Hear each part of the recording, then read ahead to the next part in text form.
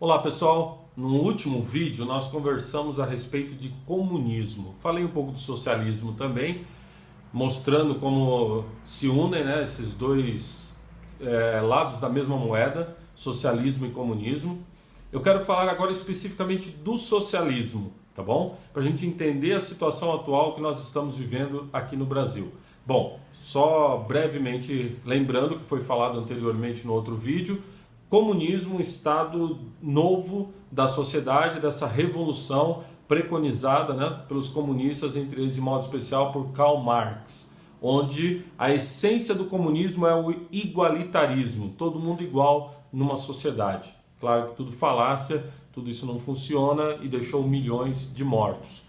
Vamos tratar um pouco do socialismo. Então, o socialismo, eu já tinha falado sobre isso antes, eu só quero agora explorar um pouco mais. O socialismo é um estado em preparação para o comunismo.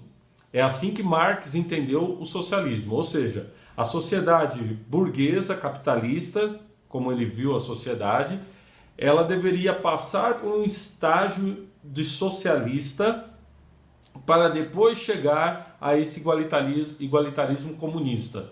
Esse estado do socialismo, ele é marcado, a essência dele é o Estado superpoderoso, ou seja, um Estado que toma conta de tudo, que coordena a vida das pessoas nos mínimos detalhes. Então esse Estado superpoderoso que toma para si todas as coisas, que vai tomar conta das empresas, que vai tomar conta dos indivíduos, que vai cortar a liberdade individual das pessoas, esse Estado é um Estado socialista. E aí depois de que esse Estado estiver bem consolidado, chega-se então ao comunismo, segundo os marxistas.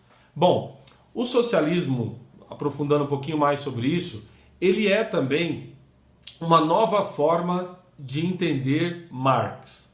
Então, o pensamento revolucionário de Marx, o pensamento que aconteceu na Rússia em 1917, da tomada do poder pela força, de milhões de pessoas mortas, depois na China também, em outros países, em Cuba.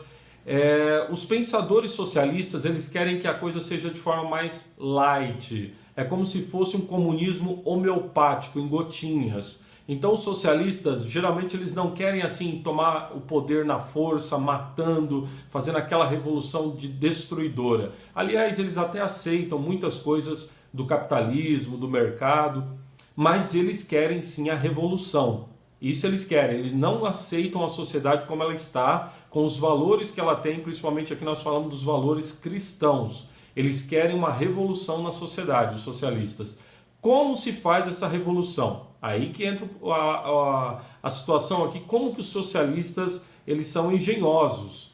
Os socialistas eles trabalham com a ideia de uma revolução primeiro cultural, mexer na cultura de um povo, mexer nos valores, na tradição de um povo, mudar tudo isso para que aí sim você crie uma sociedade nova. Bom, tem dois pontos aqui sobre isso interessantes de nós sabermos. A forma de pensar isso, chamada Escola de Frankfurt. Num outro vídeo meu que está no YouTube, eu falei muito mais sobre essa Escola de Frankfurt. Vou resumir aqui agora.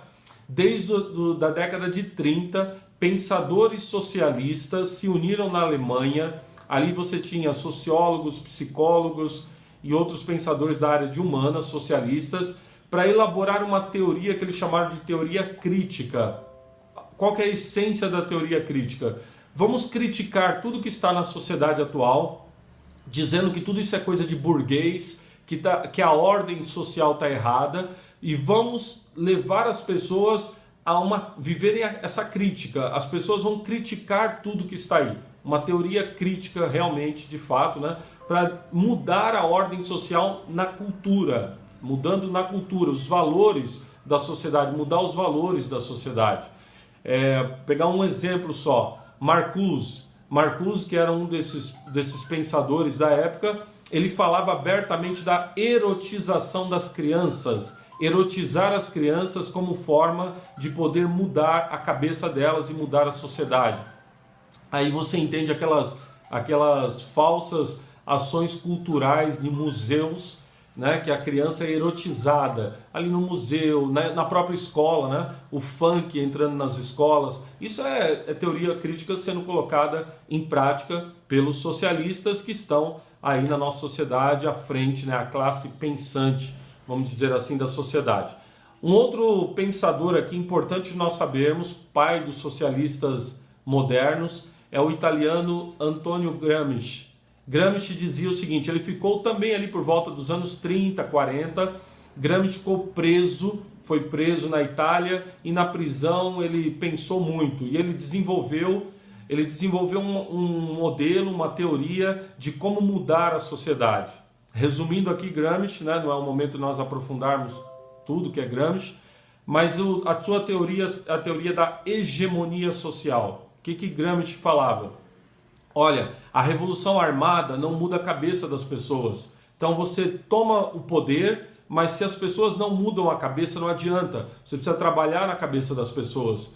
E você precisa trabalhar de forma, de novo eu volto nesse ponto aqui, homeopática. Ele não usou essa palavra quem está usando sou eu, mas esse é o sentido. Gotinha por gotinha, você vai impondo ideias, você vai colocando ideia na cabeça das pessoas socialistas, do Estado forte, de tirar os direitos das pessoas, de igualitarismo. Você vai colocando essas ideias em tudo, você vai mudando a ordem, você vai criticando as coisas e com isso, sem perceber, as pessoas acabam aceitando essas coisas. Veja, por exemplo, a questão dos direitos humanos. Teve uma mudança na concepção de direitos humanos. Os socialistas conseguiram trazer uma ideia de direitos humanos onde você só tem direitos e não tem deveres. Por isso que nós vemos os absurdos que nós acompanhamos na sociedade. O cara vai, mata, rouba, estupra, faz o que quer, no dia seguinte ele está na rua, porque é um modo de destruir a sociedade, segundo mudando as ideias sociais aos poucos, e as pessoas acabam aceitando muita coisa, né? Um outro exemplo aí da ação de Gramsci, então, para chegar nessa hegemonia social, é consolidar esse pensamento socialista e ficar sempre reproduzindo isso. As nossas universidades estão tomadas por pensadores socialistas, os professores, nas áreas de humanas.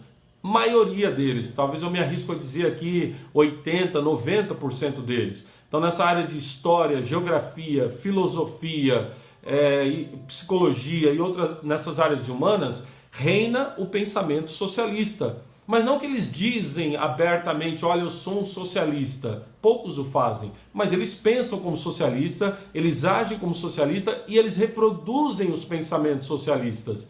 Por exemplo, um professor nessas áreas de humanas, raramente ele vai dar para os seus alunos, né, na graduação ou mesmo na pós-graduação, ele vai dar para os seus alunos leituras de pensadores que não sejam socialistas. Então, os alunos ficam sempre nas mesmas leituras, nos mesmos estudiosos, né? Como os que eu estou citando aqui, da Escola de Frankfurt e outros, né? Que vão sempre ser os mesmos apresentados aos alunos. E todos eles são socialistas. Aí nós entendemos por que saem das universidades advogados, professores cheios de ideias socialistas na cabeça deles, né? E os professores aí que é o pior, né? Então é isso, nós entendemos toda a ação socialista que vai criando uma hegemonia. E as pessoas não percebem que vão vivendo num Estado socialista. O nosso Estado, gente, ele está, eu não posso dizer assim que já é um Estado socialista, mas muita coisa do nosso Estado já é socialista. O Estado já está tomando decisões para nós por tudo já, nos mínimos detalhes. Nós somos, até o valor de impostos é um absurdo que nós pagamos. Então você tem um lado financeiro aqui, econômico também. Depois você tem o lado dos valores sociais. Tudo isso é pensado, tudo isso está sendo trabalhado. Eu já falei num outro vídeo também a respeito da engenharia social que está acontecendo, né? Não é o momento agora de explanar sobre tudo isso.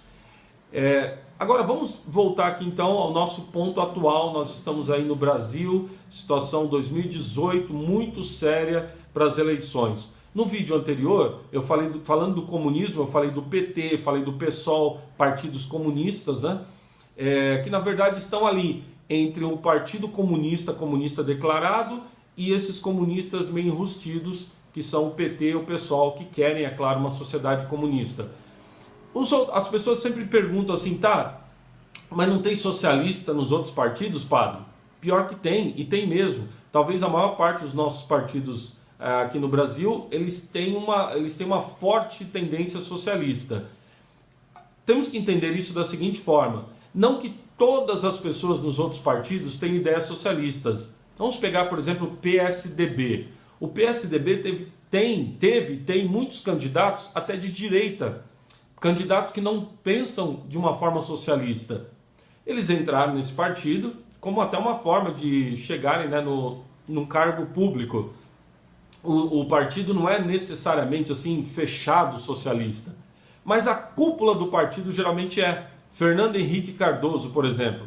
Fernando Henrique Cardoso é um socialista. Fernando Henrique Cardoso, ele trabalha junto com o PT. Nessas décadas para trás, Fernando Henrique Cardoso preparou o Brasil para que o PT assumisse.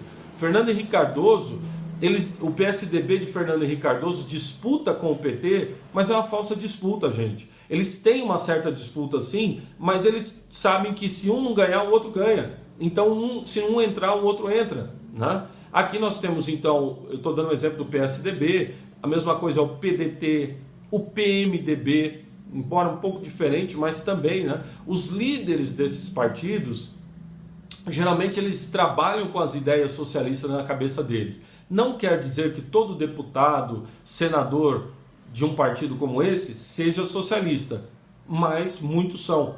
Então o partido tem uma tendência socialista, né? E assim são os nossos grandes partidos aqui no Brasil. Gente, nós vivemos numa sociedade que está caminhando para o socialismo. Olha, eu acho que nunca na história desse país como agora, nós estamos tendo a capacidade de abrir a cabeça e entender isso. Graças a Deus está tendo um movimento de muitas pessoas que estão acordando para isso e percebendo, não, está errado. Eles estão roubando o nosso país, eles estão roubando as nossas tradições, eles estão roubando nossas tradições de família, de valores, né? Tem que mudar tudo isso daí. Muitas pessoas estão acordando para isso, mas infelizmente ainda tem muita gente que a hegemonia socialista ainda domina a cabeça daquela pessoa. Então ela está pensando como o PT pensa, ela está pensando como os socialistas pensam e muitas vezes nem se dá conta disso. Precisa estudo, precisa leitura, precisa formação, precisa buscar fugir da caixinha, né? Sair um pouquinho dos programas de televisão, que são socialistas, muitos deles, com ideias socialistas, e pensar de forma diferenciada, né? Bom, a igreja nos ajuda a pensar, vamos lembrar disso. A igreja, gente, tem documentos maravilhosos em relação ao socialismo, criticando abertamente o socialismo. A igreja tem frases, por exemplo, dizendo que o socialismo é intrinsecamente mal. Intrinsecamente mal. Está na essência do socialismo ser errado, ser mal, né? Por causa dessas ideias de revolução social, revolução cultural para chegar à revolução social, que são totalmente anticristãs, materialistas, ateias, anticristãs. A igreja também diz, Papa Pio XI, por exemplo, na 40º ano, ele diz que o socialismo, o verdadeiro socialismo, né, não adianta, que não dá para se reconciliar com o pensamento católico. Então esse é o ensinamento da igreja. No vídeo anterior eu tinha lembrado, né, do meu livro que eu lancei agora, Palavras por Palavra. Eu trago esse ensinamento da igreja. Até esqueci, deixa eu pegar o livro aqui um minutinho.